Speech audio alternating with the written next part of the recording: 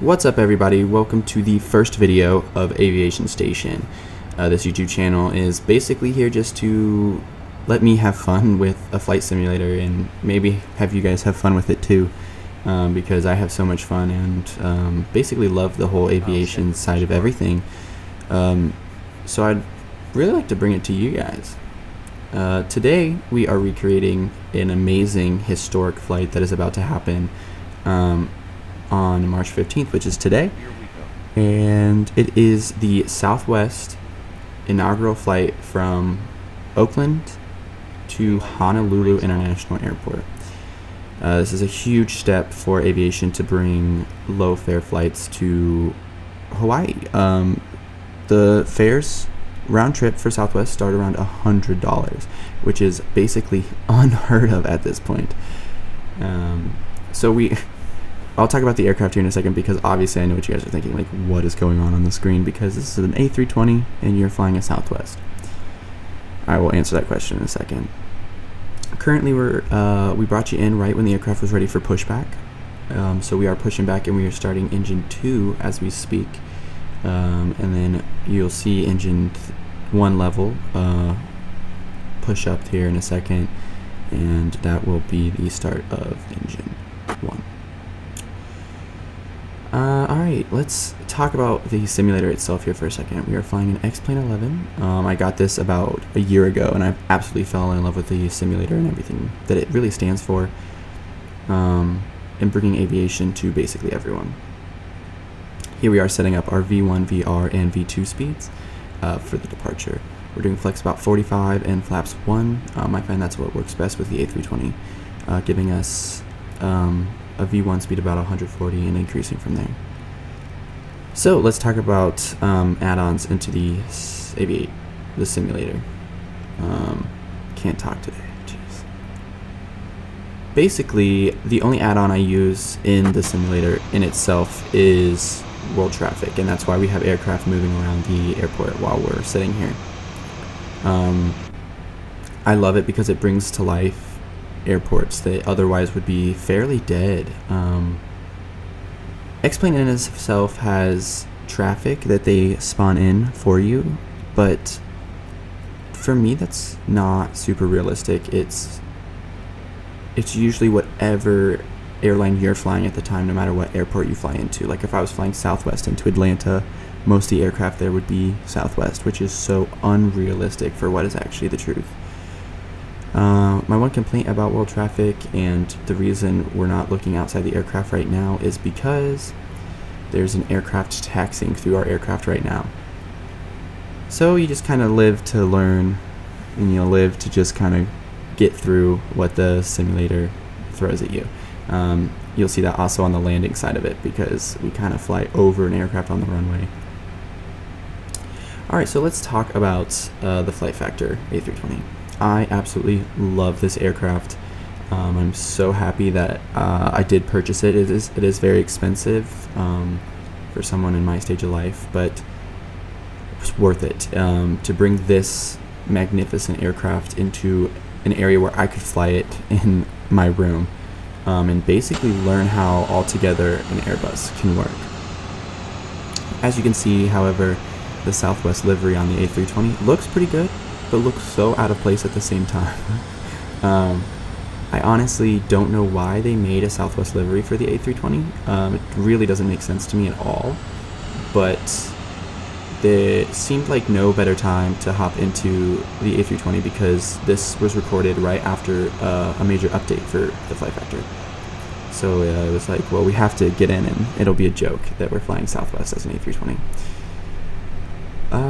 That's basically everything that needs to be said about what's happening here. Currently we're taxiing to runway 12 at Oakland, and you'll see the cutting here, because unlike Southwest, I did a very slow taxi, because Southwest pilots only get paid from wheels up to wheels down, so they taxi very quickly. That is not what I'm used to doing, and I get sidetracked, so usually the taxi takes a little bit longer than usual. So yeah, so we're starting our taxi to runway 12. The flight takes about 5 hours, but luckily for you guys, I cut that footage down to 30 minutes. I could not imagine sitting and watching something for 5 hours. Even though, I mean, I guess if you, on the flight, you sit there for 5 hours, but this is not like a realistic thing in any means. Here's a great look at the aircraft in and of itself. The aircraft is modeled so well. The livery is modeled well for the A320. The livery fits well on this aircraft, and I could, honestly, I know it'll never happen, but if Southwest ever gets into Airbus, like maybe they switch over from the Boeing 737 to the Airbus A320 family, obviously we can tell that it would work.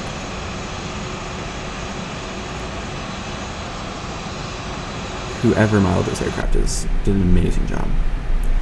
So as you can see on the runway right now, we have an old livery of Southwest taken off. I actually didn't mind this livery. This is like the livery that when I first got into the aviation, really got into it. This is the livery that Southwest had. So this is basically the livery that I will always remember. The old brown red, or it was like a tan. The tan red livery was before my time, but obviously that is iconic because that livery lasted the same amount as started off with the airline, which is insane and really needs to be kept around. I think they have a retro livery with it on it, but I could totally be wrong. So here we are, we're holding short of runway 12, waiting for this Southwest to take off. If you saw up at the top, World Traffic usually gives you clearance. The only time they will tell you to hold position is if there's a landing aircraft. Takeoffs, they really don't register well, but usually even if they give me clearance and there's not an aircraft kind of on approaching approach, 1, 2. Thank you. If there's not an aircraft on approach, I will wait for that aircraft to take off, to be realistic to me. There we go. It's a beautiful view to see that aircraft taking off straight up from this runway. And you'll see here on runway 12. We'll pull into position and we'll hold here for a little bit for spacing because, you know, if the simulator doesn't always give the opportunity to be realistic, I at least try to be sometimes. Sometimes is the key word there. But here we are. So you'll see the engine spool up. We're spooling it up to about the click where the throttle goes into the climb, or the flight style of throttle, because how it works is there's one, I'm pretty sure it's called climb, and that is where you would keep the throttles at all times. So we're going up to that first click, which is the climb, and all the throttles are still off at this time, and then we'll move to a second click, and that is now takeoff speed. And at this point, we have one more movement of the throttles once we're off the ground to basically give the autopilot the complete control. Right now, it is going to the V2 speed of what the FNC has set to.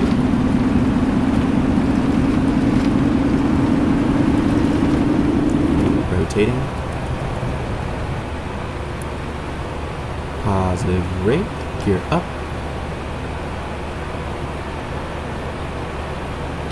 We're going to go outside of the aircraft here for a second, give you a cool kind of departure view of the aircraft. And there we go, we are leaving Oakland.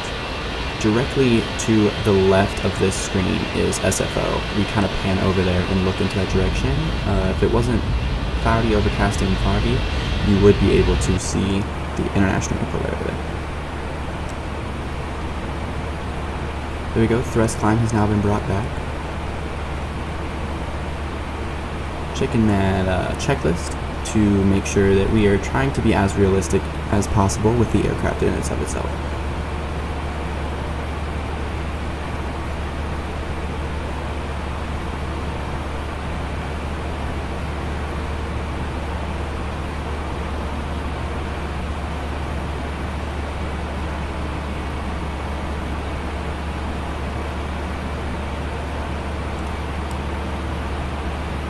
Here, I had to check that the packs were on, because I've just recently started doing the actual realism where you have to turn those off to start the engines, because this aircraft will do it with the packs on, however the checklist tells you to turn them off. Alright, as we depart out of Oakland here and we're climbing to our cruising altitude, which I believe is flight level 350, we are going to talk about me and how aviation has really affected me in my life. So, Southwest is one of my favorite airlines, and that's actually just by chance. It was because basically how it goes is Delta is my top favorite, and it will always be my top favorite no matter what. Below that was AirTran. Back in the day, AirTran Airways, I loved them, and I really believe the only reason I loved them was the fact that they flew T-tails. Both of them had huge fleets of T-tails. Delta still operates the largest fleet of the MD-80s, MD-90s, that whole family.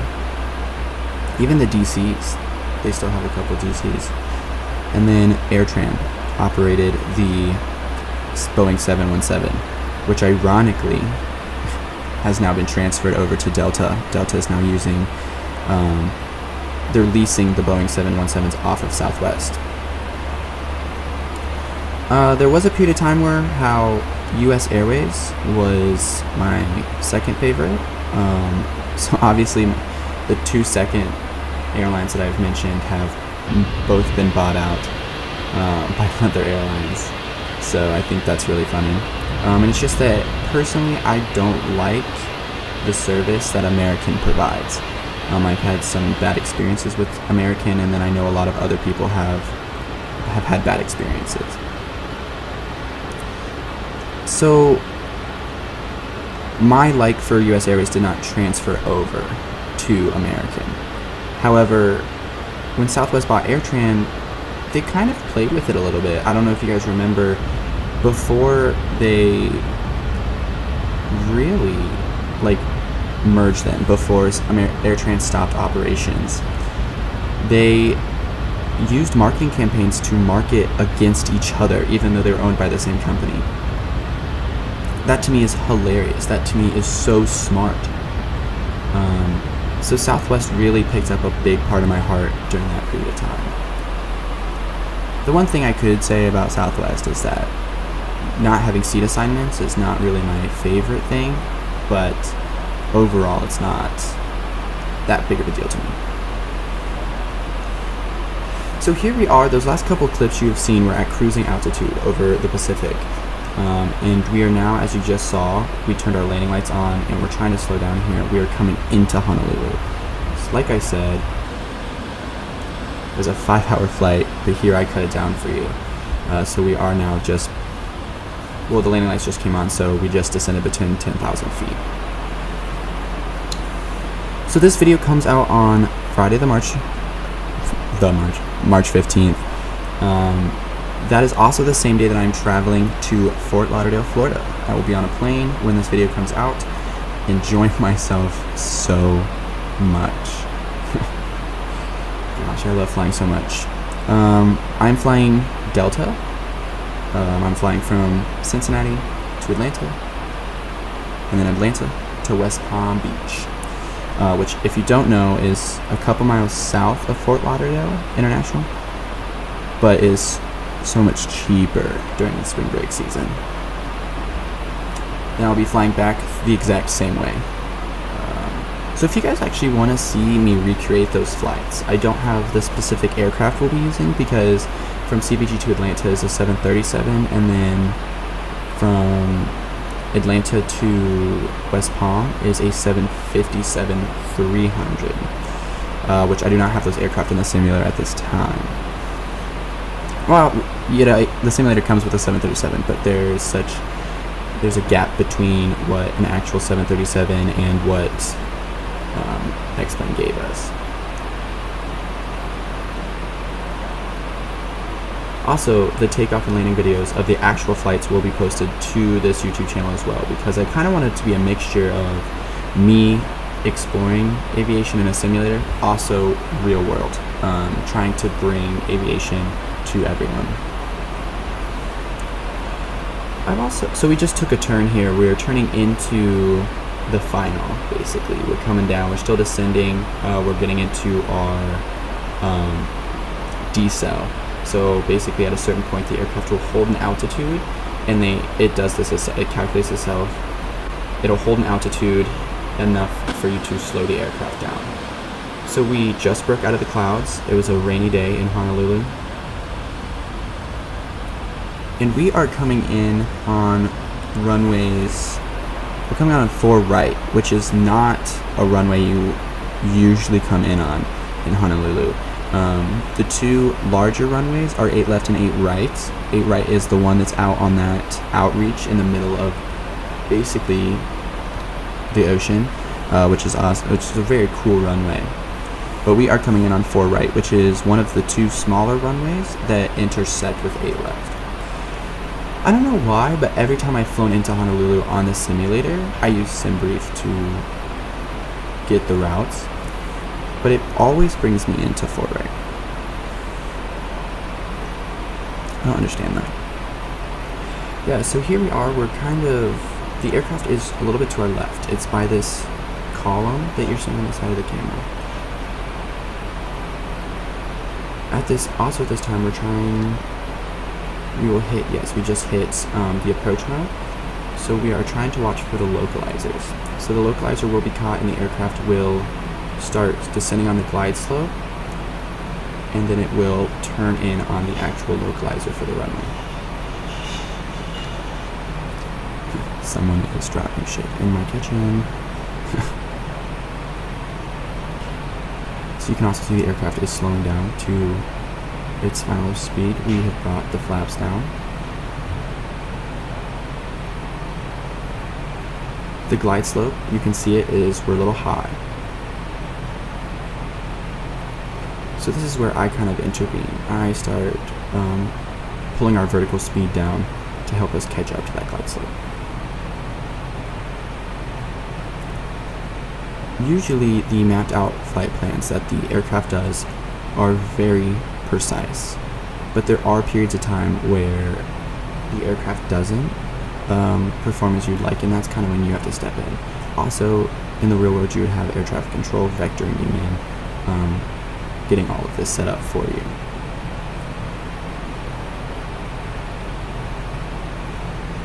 So here we are, we're taking that turn. You can see the localizer at the bottom there. That is our lineup with the runway. So we are now turning onto that lineup. You can also see the glide slope coming up. So we're descending faster than the glide slope wants us to. So we're actually trying to catch that glide slope to where they want us to be. And once we catch that, you'll see the gear go down. And that's just how you do it. Once the localizer is caught, you pull it down. Usually how it goes is once the localizer is caught, you pull the gear down and then you put flaps full. So your flaps don't go full until your gear are down and locked.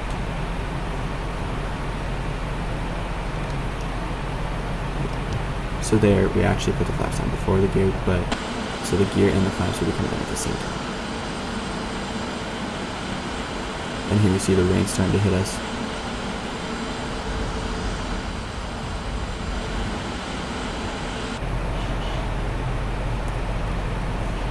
So the reason the rain is not showing up in the aircraft is because I just updated it and I'd forgotten to turn on the rain effects, which in reality probably were needed, but if I were to do that now, I'd have to reload this whole flight and it would be pointless. But here we come. I'm gonna let you guys watch this landing by yourselves here. I'm gonna let you listen in, but just keep in mind, I am in no way good at landing. I'm still learning, so my landings are still always very iffy, so just keep that in mind. And so we have just taken control of the aircraft for ourselves. Enjoy the landing. Approaching 04 right.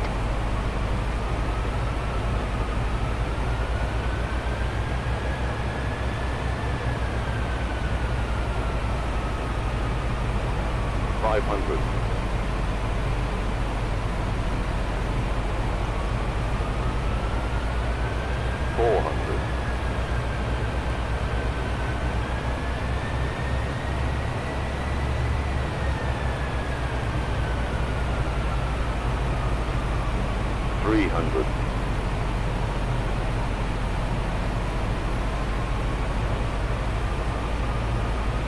200.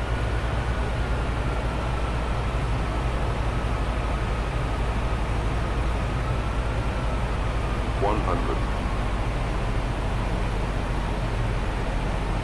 50, 40, 30, 20, retard, 10, 5.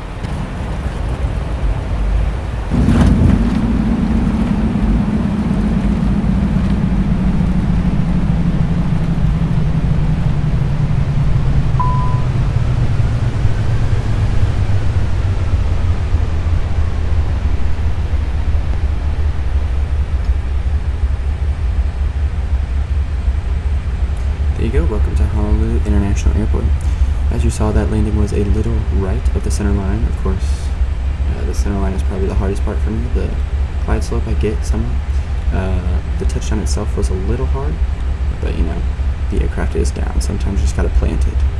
And then like I was saying when we were in Oakland about the world traffic, you saw that Alaska 737 sitting on the runway right there. So there's realism, but you just kind of let yourself feel as immersed as you possibly can. Also, the reason that world traffic really kind of messes up with Honolulu is there are no ground taxi routes set up for this airport. Approaching 2 right. So Approaching runways. there we go. So once we get to the terminals, you'll see that there are no aircraft parked there, and that's the reason. The airport itself doesn't have that set up. But here we are, Honolulu, lovely Honolulu. I've actually never been to Hawaii. It's one of my dream trips. I really want to go. My parents have been a couple times, but sadly I have never been. So. Also, once we taxi to the gate, we'll turn the engines off and everything, but we'll also do a replay. We'll do a couple replays for you, just to see that landing and how good it was. But yeah. Once again, we're doing a slow taxi.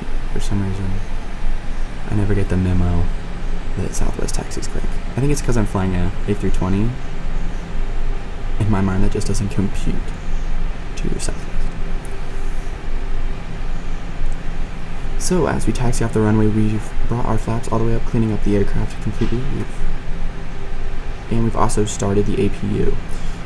The APUs get started as soon as, or I always do it as soon as you exit the runway. I don't know if that's actually accurate to how real roll, but you get it started and then you start the bleed, and so that means as soon as you turn those engines off at the gate, you will still have electricity flowing through the aircraft. And it's basically it's like a sleep state for the aircraft. So the aircraft is not completely turned off, like in the mornings, which they call dark. And the APU keeps that electrical running in between flights. So it's like it's a little generator that keeps the aircraft alive while the engines are off. And it can also be fueled while the APU is running. So most aircraft that you hop on in the middle of the day that have like landed and they're getting ready for another flight, those are running off of APU. So here we are, we're coming into the gate here. I didn't really pick and choose a gate. I just went to the closest one because in reality I have no idea where Southwest will be parking at this terminal. I guess we'll find out today. I'll be watching it. I'll check up on it once I land into Florida.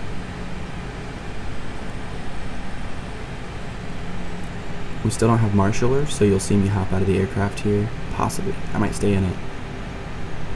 I think this one I just eyeball the jetway to the door of the aircraft.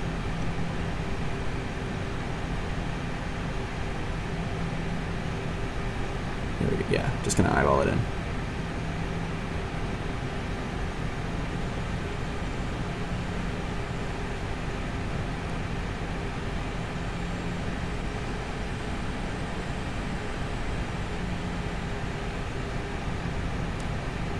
And right there.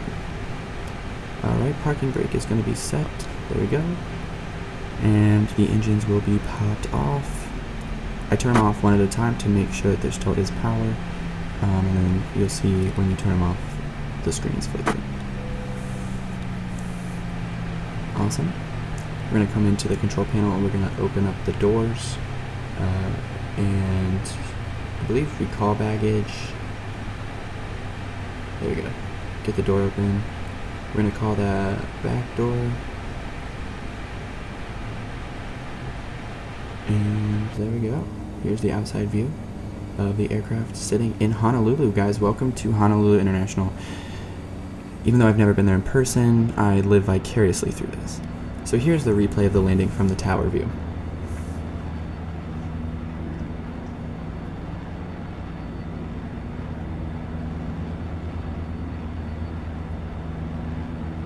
Just look at this model aircraft. It is completely amazing.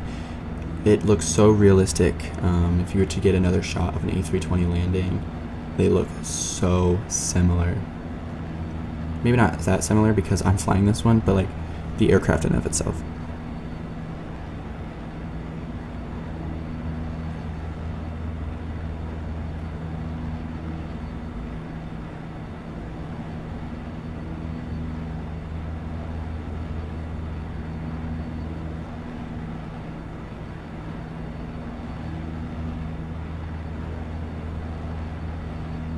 Really planted that right there.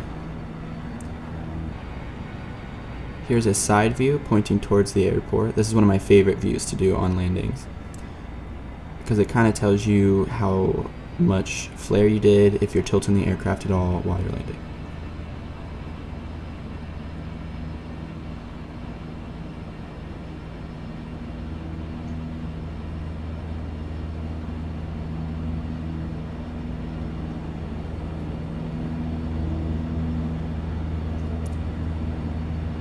There we go. Still a plant. Definitely a plant. You can see it a lot on this side. That wing is still flexing. But we did touch down within the touchdown area. Alright guys, well that is it for today. If you guys want me to keep these videos up, please let me know. If you have any flights you want me to do, also let me know. I've been thinking about streaming, so if you want me to do that, also let me know. And you guys have a great rest of your day. Thanks for flying with us.